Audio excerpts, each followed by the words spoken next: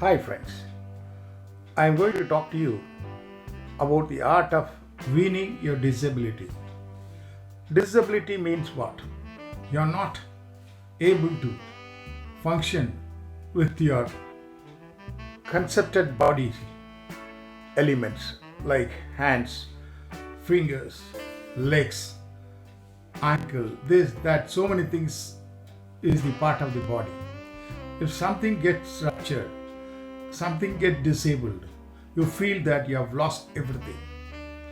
Disability is only a perception. It is not a concept. The concept is designed by you. Concept is created by you. The concept of moving out of this disability is ordained in your brain. You will have to kick your perceptions and come out of that. How to kick out of these perceptions and become able like an able person? It's very, very easy and simple. Please remember one thing. It's always our thought which nurtures us, which also kills us. It gets deep rooted in the thinking of what you want to be. We always feel bad about what we don't have. We never think what we have. A disabled person will always feel that he has lost everything. I don't have this equipment. I don't have that element. I don't have this sort of a peer. I don't have this. I don't have that. All these contra thinkings lands him in all trouble. Whereas with one disability, what are the abilities he has? He never thinks about it. Always forgets what he has enough. What you are, what you have been made of, you don't think about it. You have enough strength, enough life, enough acumen. You don't kick your neck out and see things what's available in you. That's the greatest disability you have in you. Your mind disables your actions. Disability becomes to people who are mindfully think that they cannot do. They cannot work it out. They'll be a failure because I don't have this. I have been failed by God but not having this. It is not so. You are endowed with enough powers. That's what people say. We have 95% of our ability lies in our subconscious. Our mind has so much of power. It is larger than the stars that are available in the sky.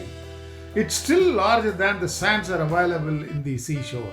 Our mind is such a conceptual enormity which we don't use at all. You don't go deep into subconscious mind, think what you are, what you are possessing, what is that.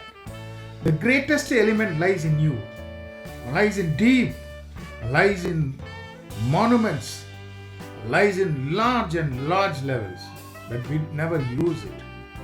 I'll tell you a very striking example. You all remember in 1870, Rolf John was dreaming himself in the USA, covering New York and other 7 islands. He wanted to construct a bridge. He had all the plans. He wanted to bring in that, created a blueprint, submitted to the government. Government also approved his plan. He wanted to do that. That was his dream. You think in 1870, what were the elements available? What is today? What is the technical improvement, scientific improvement? What all available today? It was not there when he thought of this. When he got the approval, he started trying to build a bridge covering all the 7 islands and started the work.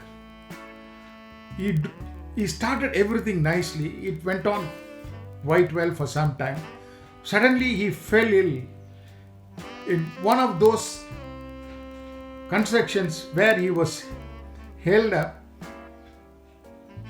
He had to find way out for something else, and by that time he could do and switch over to something else, he fell down and died on the spot.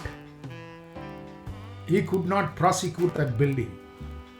Whereas he has told his son, Washington, to continue this in spite of his not being there. It was a word of mouth spread to him. But what to do suddenly? His father had planned everything, created all those things. But what can he do? He went through the project entire. He went through all the gaps. He went and analyzed again and again, consulted all his engineers. Once and for all, I had a meeting, did that, did this, and decided to continue that. He doesn't want to leave where his father has left. He started doing that. Slowly it was developing nicely. One fine day, what happened? He also had the problem of meeting the accident and fell into the debris of that construction.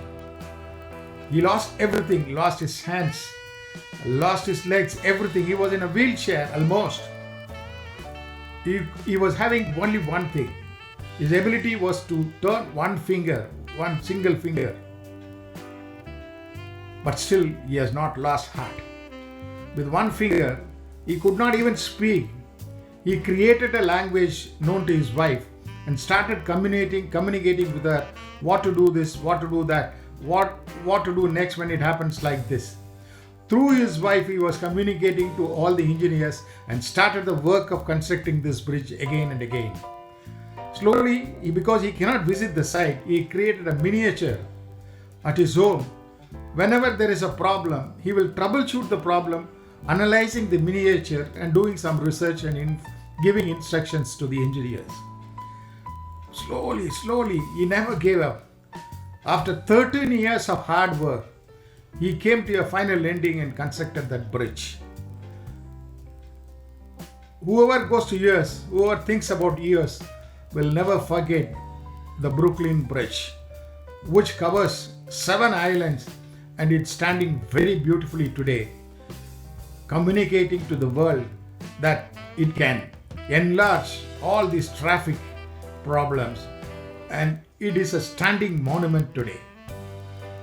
Brooklyn Bridge is talked about everybody today. It was his 13 years of work. Remember one thing, the man who was in a wheelchair having only one finger to move about has thought otherwise he could have stopped, but he never stopped. He lived in his dreams. He focused his dreams. He wanted to come out of it and see that the world wanted to enjoy this. This is what his concept. He never lived in his perceptions. He never lived in what he does not have. He never lived in what he is all about. He lived what he wanted to live. He went into his mind deeply, analyzed, focused everything towards one such thing, that I will come out of that. This is what is life. Disability is nothing. It's all on your thinking alone. Don't get disabled by thinking disability is going to be your problem. Who doesn't have a disability? Who doesn't have handicaps? Who doesn't have this or that, this? There are so many types of disabilities. With so much of disabilities, people come out to the open and perform so many things. But still, with all ability, you hesitate. You think. You have doubts. Don't do that. Even a disabled person can do that. Why can't you and I? Have a great day. We'll meet next time.